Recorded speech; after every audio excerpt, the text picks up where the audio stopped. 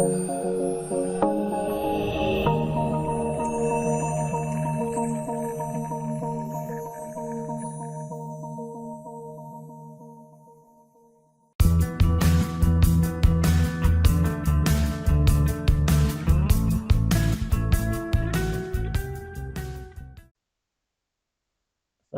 warahmatullahi wabarakatuh. Selamat datang, salam budi luhur. Ketemu lagi di mata kuliah Matematika Komputasi Lanjutan. Hari ini kita masuk di pertemuan 14. Di pertemuan hari ini kita akan membahas lanjutan pembahasan mengenai graf. Ini merupakan bagian yang ketiga. Kita akan masuk ke pembahasan mengenai graf planar dan graf bidang. Kemudian nanti mengenai ada yang namanya lintasan, kemudian ada yang namanya sirkuit. Pada graf ini ada dua macam, yaitu lintasan Euler dan sirkuit Euler, kemudian lintasan Hamilton dan sirkuit Hamilton. Nah, kita akan lihat dulu mengenai graf planar dan graf bidang. Nah, yang dimaksud dengan graf planar itu adalah graf yang dapat digambarkan pada bidang datar dengan sisi-sisi tidak saling memotong atau bersilangan. Nah, itu yang disebut dengan graf planar. Jadi definisinya cukup sederhana. Kalau sebuah graf itu bisa digambarkan pada bidang datar dengan sisi-sisinya tidak saling memotong atau bersilangan, itu disebut graf planar. Nah, jika tidak, maka dia disebut graf tak planar. Jadi definisinya dua kondisi seperti itu ya. Jadi kalau dia tidak memotong digambarkan pada pada bidang datar, maka disebut graf planar. Nah, tapi kalau tidak bisa, berarti dia graf tak planar. Nah, ini keempat ini adalah graf planar. Keempat.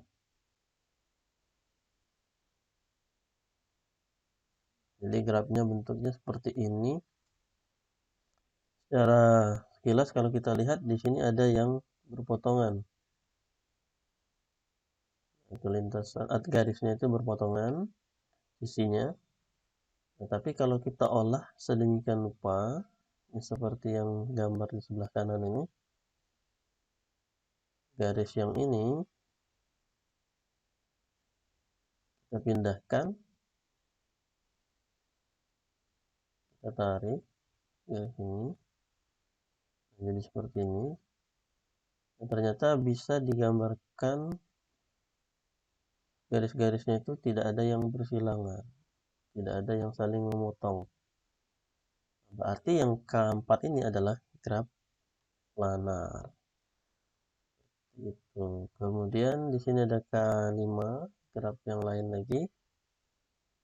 Nah, ini graf tidak planar. Tidak planar. Kenapa? Karena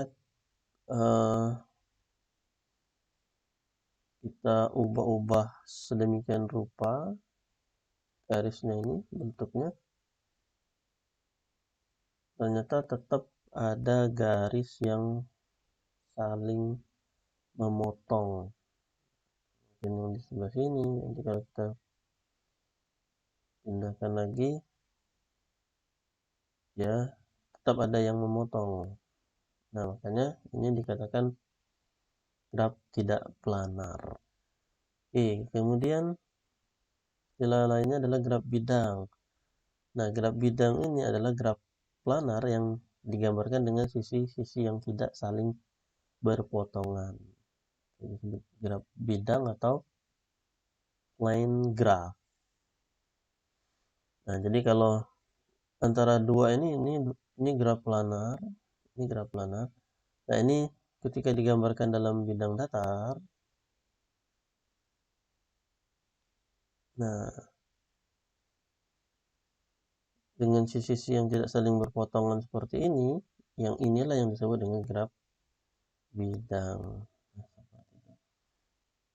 Jadi graf bidang ini graf planar yang digambarkan dengan sisi-sisi yang tidak saling berpotongan.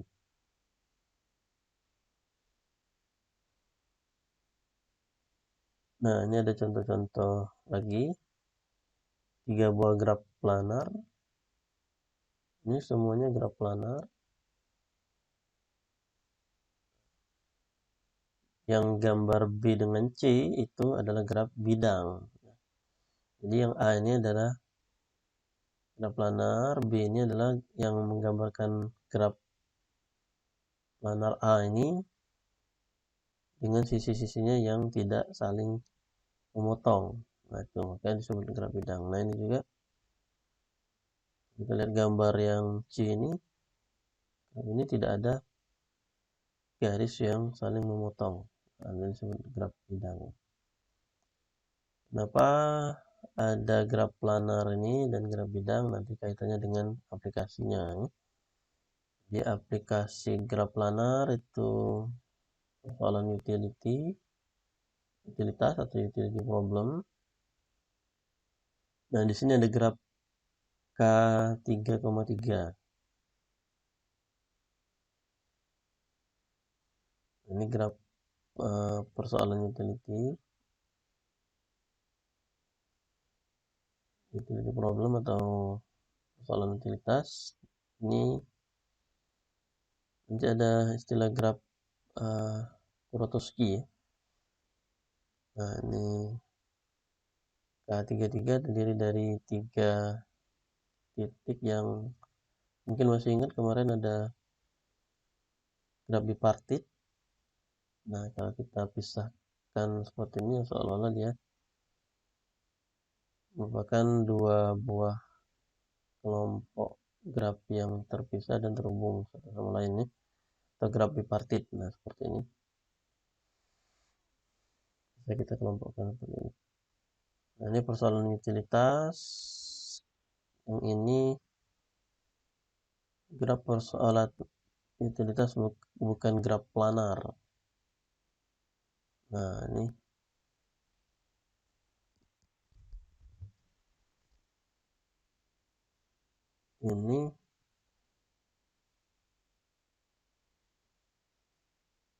jadi kalau kita gambarkan ternyata dia tidak tetap ada yang berpotongan ya, di sini. Jadi graf persoalan utilitas bukan graf planar. Oke, aplikasi graf planar yang lain itu diantaranya adalah perancangan IC. Nah, jadi kalau di dunia elektronika maupun informatika kita mengenal yang namanya IC, Integrated Circuit.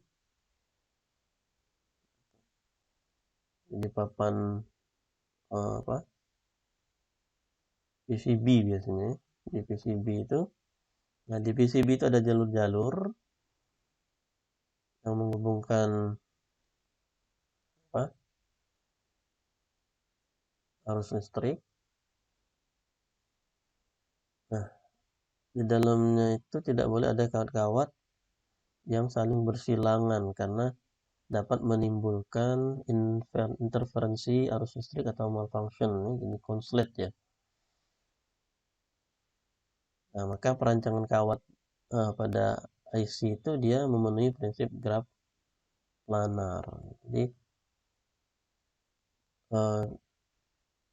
tidak boleh ada yang saling memotong atau bersilangan. Kalau listrik itu seperti itu, kecuali memang dia terminal. Jadi kalau terminal dia terhubung, ada titik ini, dia saling terhubung. Tapi kalau dia tidak ada titik itu berarti dia saling bersilangan tapi dia tidak terhubung.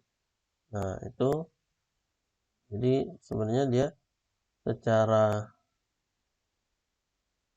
gambar itu ini bisa kita pisahkan. Nah, seperti contoh yang tadi. Contoh ini, nah ini seolah-olah bersilangan, tapi sebenarnya kalau kita gambarkan dia bisa digambarkan tidak saling memotong. Nah, ini prinsip ini yang digunakan untuk perancangan IC tadi, karena tidak boleh terjadi malfunction nih kalau dia terhubung. Nah, seperti itu. Oke, itu jadi menggunakan prinsip graf planar untuk perancangan di IC tadi. Nah, di sini ada lagi contoh graf kiri ini. Nah, graf kiri ini bisa nggak kita gambarkan menjadi graf bidang? Nah, ternyata solusinya itu yang gambar sebelah kanan ini. Jadi kalau kita gambarkan, kita tarik garis ini ke bawah, kalau kita tarik titik ini ke bawah, nah kemudian semua sisi-sisinya ngikut semua, dia jadinya seperti yang sebelah kanan ini. Nah, kalau kita lihat sekilas ini banyak sekali garis yang saling berpotongan. Ternyata bisa kita gambarkan jadi graf bidang seperti ini. Nah, tidak ada garis yang saling berpotongan, saling memotong ya. Oke. Kemudian ada istilah lagi, sisi-sisi pada graf bidang membagi bidang datar menjadi beberapa wilayah atau region atau muka atau face. Jadi ada istilah lagi di graf ini, ada yang namanya wilayah, region atau muka atau face. Contoh graf bidang pada gambar di bawah ini terdiri dari 6 wilayah, termasuk wilayah terluar. Nah, ini graf ini. Jadi graf ini ada 1, 2, 3, 4, 5. Nah, ditambah dengan yang wilayah terluar ini, itu dihitung sebagai satu bidang. Jadi semuanya untuk graf ini ada 6 bidang. Nah, kemudian nanti hubungan antara jumlah simpul, jumlah sisi, kemudian jumlah wilayah tadi, F pada graf bidang, itu dinyatakan dalam bentuk persamaan seperti ini. Nah, ini dikatakan sebagai rumus Euler.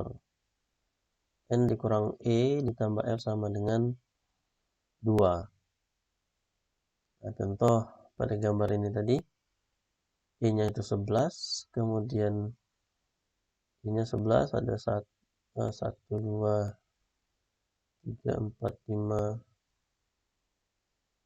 1, 2, 3, 4, 5, 6, 7, 8, 9, 10, 11 ya. 11 sisi, kemudian ada 7 buah titik, 1, 2, 3, 4, 5, 6, 7. Kemudian wilayahnya ada 6, 1, 2, 3, 4, 5, 6. Maka memenuhi persamaan rumus Euler tadi. 11 kurang 7 tambah 6 sama dengan 2. Ya. Jadi nanti kalau di graf ini sebenarnya ada pewarnaan ya. Graf coloring. Nah, itu untuk aplikasi peta nantinya ataupun untuk penjadwalan. Di bidang-bidang ini dikasih warna, masing-masing warna yang berbeda. Kan antara warna bidang yang berdekatannya warnanya tidak boleh sama. Itu ada prinsip warnaan graf sebenarnya untuk pembuatan peta ataupun penjadwalan. Oke, kemudian ini tadi rumus Euler, ada lagi ketaksamaan Euler. Nah, berlaku ketaksamaan ini bentuknya seperti ini. Pada graf planar sederhana terhubung dengan F buah wilayah, N buah simpul, dan N buah sisi, di mana sisinya itu lebih besar daripada 2, selalu berlaku ketaksamaan Euler seperti Ini bisa digunakan untuk menunjukkan keplanaran suatu graf sederhana. Kalau graf planar, maka ia memenuhi ketidaksamaan Euler ini. Sebaliknya, jika tidak planar, maka ketidaksamaan tersebut tidak dipenuhi. Nah, jadi, berdasarkan ketidaksamaan Euler ini, kita bisa menentukan apakah sebuah graf itu planar atau tidak. Nah, contoh pada K4. Ini tadi ya. Jumlah simpulnya itu adalah 4, kemudian sisinya ada 6. Memenuhi ketidaksamaan Euler. Sebab 6 itu lebih kecil atau sama dengan 3. 3 dikali N-nya 4. Dikurang 6. 12 dikurang 6 itu 6 ya. Jadi keempat adalah graf planar. Pada graf K5, N sama dengan 5, kemudian I-nya 10, tidak memenuhi ketidaksamaan Euler. Jadi K5 tidak planar. 10 lebih besar atau sama dengan 3 dikurang 5, 3 dikali 5 dikurang 16. Jadi dengan ketidaksamaan Euler ini kita bisa menentukan apakah suatu graf itu yang sederhana itu planar atau tidak. Jadi keempat ini planar, kemudian yang kelima ini tidak planar. Nah, ketiga ini juga tadi tidak planar. Nah, ketiga ini tidak planar. Tapi nanti kita lihat di sini ada kelemahan ketidaksamaan Euler. Jadi ketidaksamaan ini tadi tidak berlaku untuk K33. Nah, ini jadi kelemahannya. K33 ini sebenarnya graf tidak planar, tapi dia memenuhi ketidaksamaan Euler ini. Makanya di sini kelemahan ketidaksamaan Euler ini. Kalau kita gunakan ketidaksamaan ini, dia seolah-olah graf planar, padahal kalau kita gambarkan dia bukan graf planar. Jadi K33 ini bukan graf planar. Tapi kalau berdasarkan ketidaksamaan Euler, dia seolah-olah jadi graf planar. Nah, seperti itu. Ini dibuat asumsi baru, diperbaiki dengan perumusan seperti ini. Nah, setiap daerah pada graf planar dibatasi oleh paling sedikit 4 buah sisi. Dari penurunan rumus itu diperoleh seperti ini.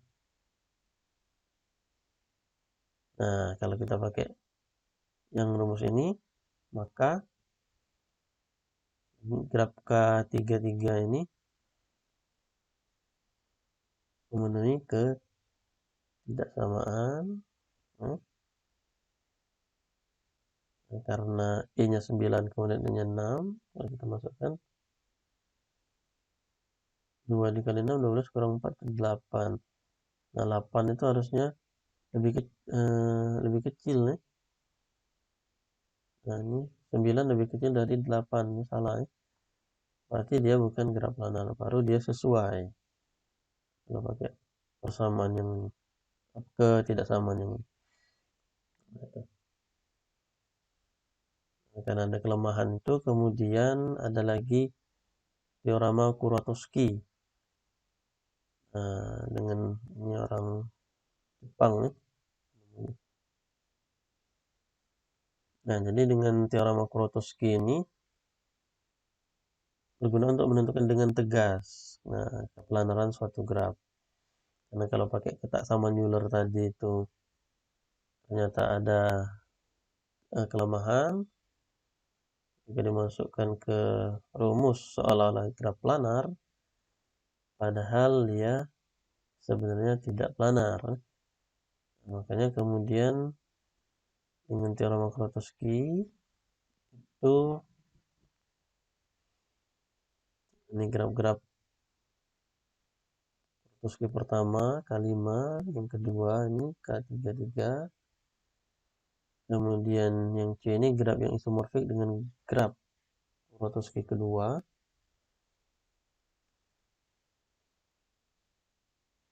Nah, sifatnya itu adalah seperti ini.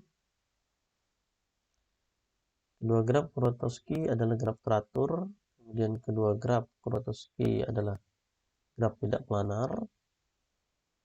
Penghapusan sisi atau simpul dari graf Kuratowski menyebabkannya menjadi graf planar. Graf Kuratowski pertama adalah graf tidak planar dengan jumlah simpul minimum. Dan graf Kuratowski kedua adalah graf tidak planar dengan jumlah sisi minimum. Oke. Teoramanya seperti ini. Graf Q bersifat planar jika dan hanya jika ia tidak mengandung upagraf yang isomorfik dengan salah satu graf Kuratowski atau homeomorfik dengan salah satu dari keduanya. Nah, ini 3 buah graf yang homeomorfik satu sama lain. Jadi graf homeomorfik ini adalah graf yang antara dua graf itu kalau disisipkan simpul atau titik, disisipkan atau dihapus simpul-simpul yang berderajat 2 antara dua graf tersebut. Contohnya misalkan ini. Nah, yang ini kalau kita hilangkan simpul V ini dia jadi G2 ini. Nah, kemudian kalau kita sisipkan dua simpul ini berderajat 2 pada G3 ini. Nah, ini sebenarnya G2 yang ditambahkan 2 disisipkan ini. Dua simpul ini. Makanya yang ini homeomorfik. Ya. G1 dihilangkan V ini jadi G2. G2 ditambahkan X dengan Y ini dia jadi G3. Nah, itu yang dikatakan homeomorfik. Oke, contoh. Nah, kita gunakan teorema Kuratowski untuk memeriksa kepelanaran graf. Graf G ini yang di bawah ini. Ini bukan graf planar karena ia mengandung upagraf G1 yang sama dengan K33. Nah, itu jadi Kuratowski ini menyatakan bahwa dua graf Kuratowski adalah graf teratur, kemudian tidak planar. Nah, penghapusan sisi atau simpul dari graf Kuratowski menyebabkannya menjadi graf planar. Jadi kalau kita perhatikan graf G ini, dia tidak planar. Karena ia mengandung upagraf yang sama dengan K33 ini. Jadi dalam graf ini ada graf K33, berarti dia graf tidak planar. Ketika sebuah graf, misalkan kalau diaplikasikan tadi untuk penjadwalan ataupun untuk penggambaran peta, kalau di dalamnya itu di graf yang besar itu terdapat graf Kuratowski ini K33 ini, maka dia tidak planar. Oke, kemudian kita lihat lintasan dan sirkuit Euler. Nanti ada lintasan dan sirkuit Hamilton. Nah, lintasan Euler itu ialah lintasan yang melalui masing-masing sisi di dalam graf tepat satu kali. Kemudian sirkuit Euler, sirkuit yang melewati masing-masing sisi tepat satu kali. Nah, jadi bayangkan sirkuit. Kalau sirkuit itu dia bermula dan berakhir pada titik yang sama, di sirkuit. Jadi kalau lintasan dia tidak harus bermula dan berakhir pada titik yang sama. Itu lintasan. Nah, kalau lintasan Euler ini dia setiap sisi itu masing-masing tepat satu kali dilalui. Nah, itu disebut lintasan Euler. Sedangkan kalau sirkuit Euler itu sirkuit yang melewati masing-masing sisi tepat satu kali. Tapi dia harus bermula dan berakhir pada titik yang sama. Kemudian graf yang mempunyai sirkuit Euler disebut graf Euler atau Eulerian graph. Kemudian graf yang mempunyai lintasan Euler dinamakan juga graf semi Euler atau semi Eulerian graph. Contoh, ini pada graf A ini, yang A ini. Nah, lintasan Eulernya itu adalah 3 ke 1, dari 1 ke 2, dari 2 ke 3. Nah, tidak masalah dia melewati titik yang sama seperti ini. Yang penting 3 ke 4. Nah, semua sisi itu harus dilewati. Dari 4 ke 1. Maka cuman ini, ya ada yang lainnya juga nih. Bukan cuman ini lintasannya. Nah, yang penting dia semua sisi itu dilewati. Semua sisi dilewati tepat satu kali. Nah, kemudian tidak harus bermula dan berakhir pada simpul atau titik yang sama. Nah, nanti dicari ya. Yang penting dia semuanya itu terlewati dan tepat satu kali. Oke, kemudian yang pada graf B ini, nah yang B ini lintasannya.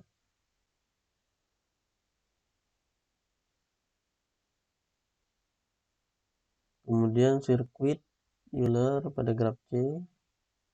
Nah, jadi kalau sirkuit dia harus bermula dan berakhir pada titik yang sama.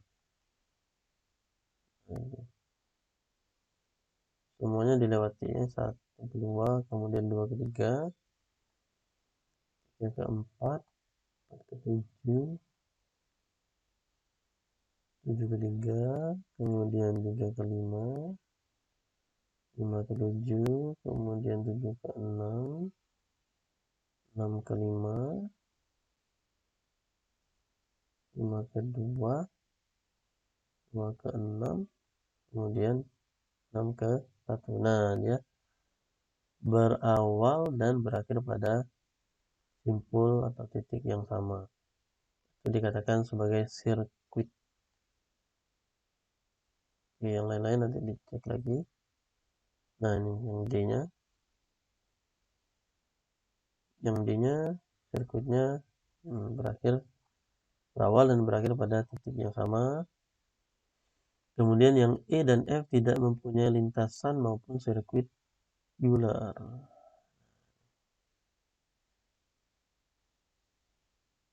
Dicek ya.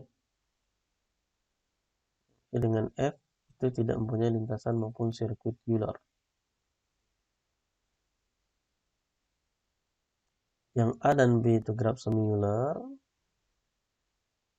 Nah, karena dia tadi ya, definisinya seperti ini. Graf yang punya lintasan Euler itu dinamakan graf semi Euler. Kalau yang punya sirkuit disebut graf Euler. Nah, C dan D karena sirkuit, maka dikatakan graf Euler. Yang A dan B itu graf semi Euler. Kemudian E dan F bukan graf semi Euler ataupun graf Euler. Nah, karena tidak ada lintasan sirkuit Euler ya pada grafnya. Oke, kemudian teoremanya, graf tidak berarah memiliki lintasan Euler jika dan hanya jika terhubung dan memiliki dua buah simpul berderajat ganjil atau tidak ada simpul berderajat ganjil sama sekali. Kemudian graf tidak berarah, G adalah graf Euler, memiliki sirkuit Euler jika dan hanya jika setiap simpul berderajat genap. Nah, ini teoremanya. Jadi kalau setiap simpulnya itu harus berderajat genap, baru dia memiliki sirkuit Euler. Oke. Kemudian untuk yang berarah,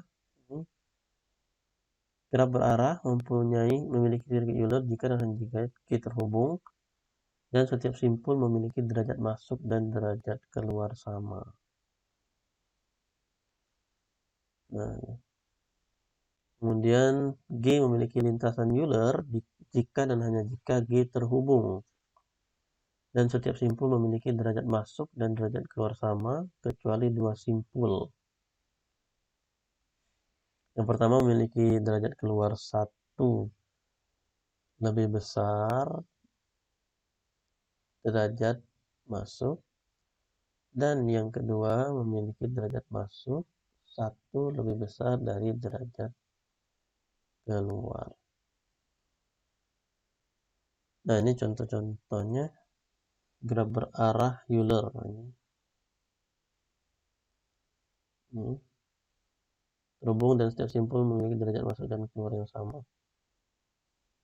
Kita perhatikan ya, ini simpul A ini masuknya 1, keluarnya 1, kemudian G juga masuk 1, keluar 1, yang B masuk 1, keluar 1, yang C juga masuk 1, keluar 1.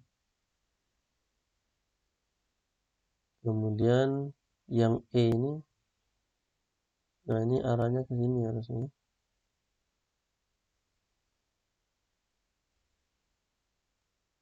Masuk 1.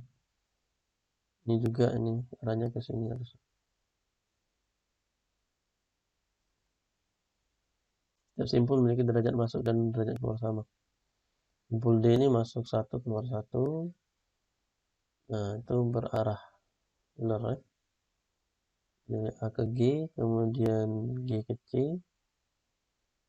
ke B, kemudian B ke G, G ke E. Nah, arahnya harusnya ke sebelah sini. Kemudian E ke D, D ke F, kemudian F ke A. Yang berarah seperti itu. Kemudian punya lintasan Euler.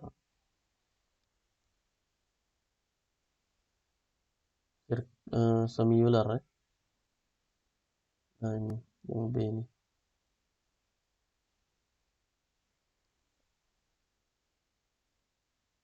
Setiap simpul memiliki derajat masuk dan derajat keluar sama, kecuali dua simpul.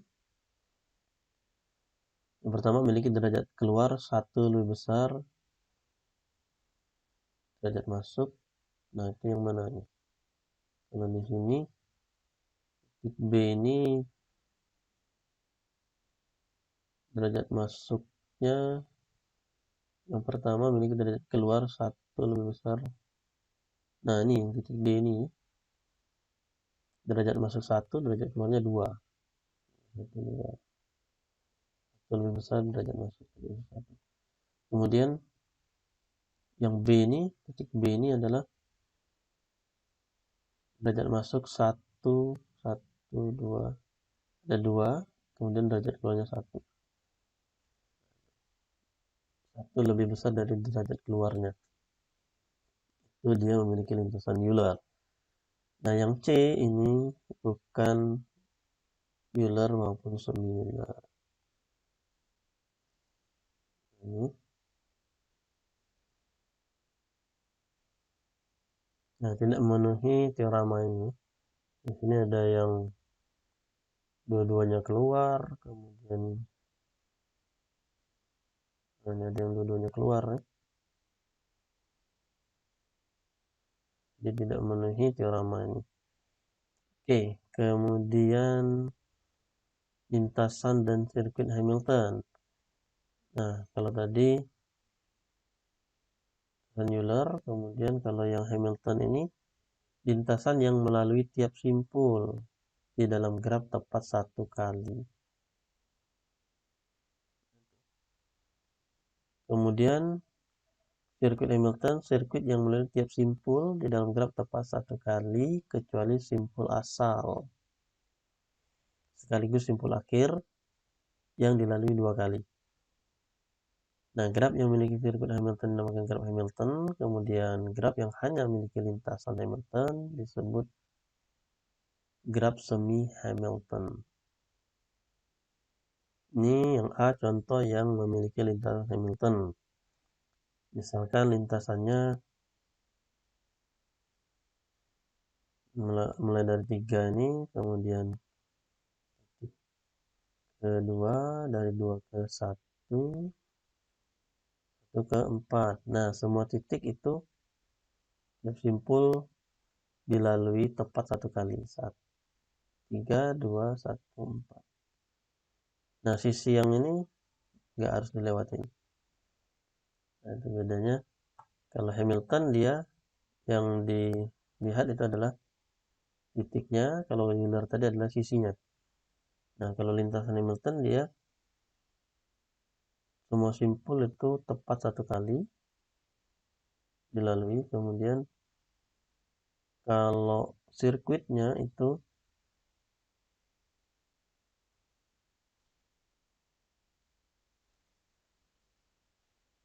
dia harus berawal dan berakhir pada simpul yang sama, itu sirkuitnya. Ini juga punya lintasan Hamilton 1, 2, 2, 3, 3, 4, 4, 1. Nah, ini sirkuit ini. Sirkuit karena berawal dan berakhir pada simpul yang sama. Nah, sedangkan yang ketiga itu yang C ini dia tidak memiliki lintasan maupun sirkuit Hamilton. Jadi dia pindah ke sini, pindah ke sini, nah ini nggak bisa ya. Karena ini walaupun dia lewat sini dari 1 ke 4, 4 ke 2, dia dari 2 ke 3 nggak bisa. Nah, kalaupun dia mau lewat ke 3, dia harus lewat 4 lagi. Ya. Sedangkan syaratnya itu tidak boleh titiknya itu dilewati 2 kali kecuali yang sirkuit Hamilton. Nah, tapi yang boleh 2 kali hanya simpul asal yang juga sekaligus sebagai simpul akhirnya. Nah, kalau yang C ini tidak terpenuhi. Jadi dia bukan sirkuit, tidak memiliki lintasan maupun sirkuit Hamilton. Oke, ini contoh graf yang mengandung sirkuit Hamilton. Ini istilahnya dodecahedron Hamilton, yang ini graf yang memiliki lintasan Hamilton, yang memiliki sirkuit Hamilton ya. Nah, semua simpul dilalui dan kembali lagi ke simpul asal. Oke, teoremanya syarat cukup supaya graf sederhana G dengan N lebih besar atau sama dengan 3 buah simpul adalah graf Hamilton ialah bila derajat tiap simpul paling sedikit N per 2. Jadi derajatnya itu dari simpul itu lebih besar atau sama dengan N per 2 untuk setiap simpul V di G. Boleh dinyatakan dalam bentuk jika P maka Q. Oke, teorema setiap graf lengkap adalah graf Hamilton. Kemudian ini lagi ada teorema lagi, ada beberapa teorema ini. Graf G dengan N buah simpul terdapat N-1 faktorial per 2 buah sirkuit Hamilton. Kemudian di dalam graf lengkap G dengan N buah simpul lebih besar daripada atau sama dengan 3 dan N ganjil terdapat N-2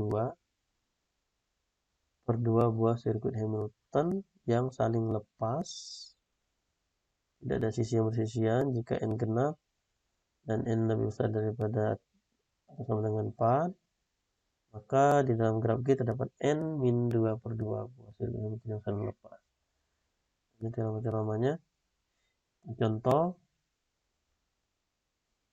9 anggota sebuah klub bertemu tiap hari untuk makan siang pada sebuah meja bundar, maka memutuskan duduk sedemikian sehingga setiap anggota mempunyai tangga duduk berbeda pada setiap makan siang. Berapa hari pengaturan tersebut dapat dilaksanakan?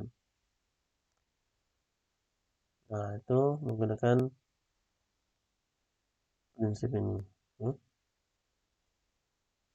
N-nya ada 9, kemudian kurang 1 dibagi 2 sama dengan 4. Nah, ini grafnya kira-kira seperti ini. Oke. Beberapa graf dapat mengandung sirkuit Euler dan sirkuit Hamilton sekaligus. Mengandung sirkuit Euler tetapi tidak mengandung sirkuit Hamilton dan sebagainya. Nah, jadi yang A ini sekaligus Euler dan juga Hamilton. Nah, yang B Hamilton sekaligus graf semi Euler. Bisa dicek ya. Oke. Nah, ini adalah latihan nanti akan dicoba. Jadi untuk materi graf itu kita sampai di sini. Pertemuan berikutnya kita akan persiapan untuk ujian. Untuk materi kita cukupkan di sini. Bapak akhiri pertemuan hari ini. Assalamualaikum warahmatullahi wabarakatuh.